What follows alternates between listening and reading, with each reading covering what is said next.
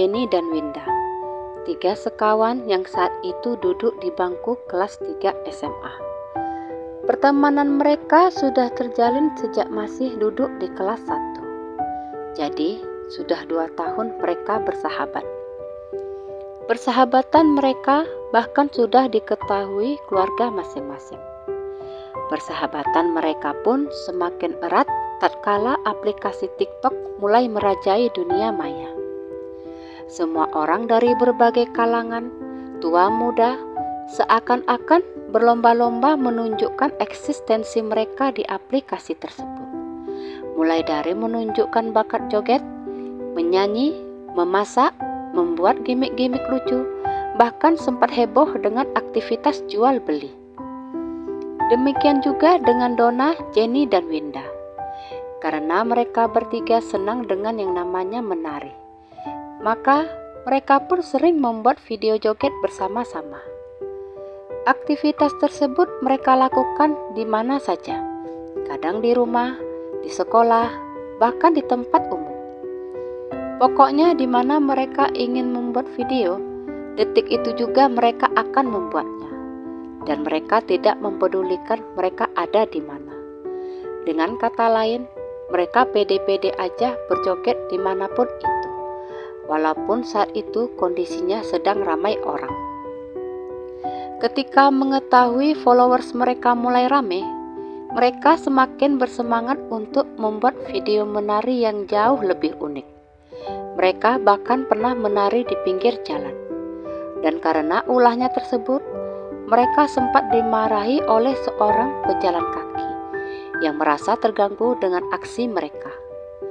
Bukannya merasa bersalah karena telah membuat orang lain gak nyaman, mereka hanya menganggap si pejalan kaki tersebut cuman resek orangnya, gak senang lihat orang senang. Begitulah yang ada di pikiran mereka.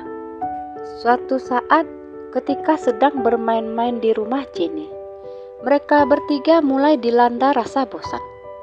Mereka berpikir, ngapain ya enaknya? Lalu muncullah ide untuk membuat konten dengan tema menari menggapai langit. Tarian itu akan mereka lakukan di atas pohon yang ada di halaman rumah Jenny. Mereka ingin mencoba tantangan. Bagaimana rasanya berjoget di atas pohon? Pasti keren. Mereka pun menentukan target mereka, yaitu di atas pohon jambu.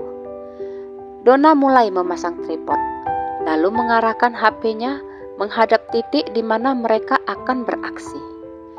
Ketika sedang asik-asiknya berjoget, tahu-tahu kaki Winda terpleset, lalu hilang keseimbangan. Winda pun terjatuh menghantam tanah. Yang membuat ngeri adalah kaki Winda menekuk aneh. Mereka pun menjerit histeris. Winda memekik kesakitan karena ternyata kakinya patah. Orang tua Jenny yang mendengar kehebohan itu langsung keluar dan terkejut melihat keadaan Winda. Mereka pun membawa Winda ke rumah sakit untuk mendapat pertolongan. Orang tua Jenny pun menelpon orang tua Winda untuk memberitahu mereka bahwa anaknya sedang berada di rumah sakit. Mendapat kabar buruk, orang tua Winda pun buru-buru pergi ke sana. Sesampainya di sana, mereka bertanya apa yang terjadi dan kenapa anaknya bisa sampai seperti itu. Dengan takut-takut, Donna dan Jenny menceritakan apa yang telah mereka lakukan. Emaknya si Jenny yang paling marah mendengar pengakuan anaknya. Dia pun ngomel-ngomel. Rupanya si emak sudah dari dulu memperingatkan anaknya untuk tidak melakukan tarian aneh-aneh atau berjoget sesuka hati tanpa mempedulikan daerah sekitar. Rupanya si emak pernah lihat anaknya berjoget di dekat rel kereta api. Hal itu membuatnya sangat marah. Bagaimana seandainya tiba-tiba ada kereta api lewat?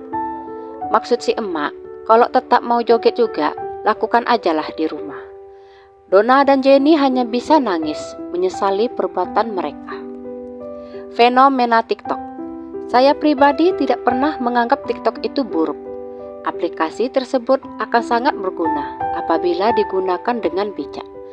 Misalnya berbagi ilmu, menunjukkan bakat nyanyi, menari, atau bakat-bakat lainnya.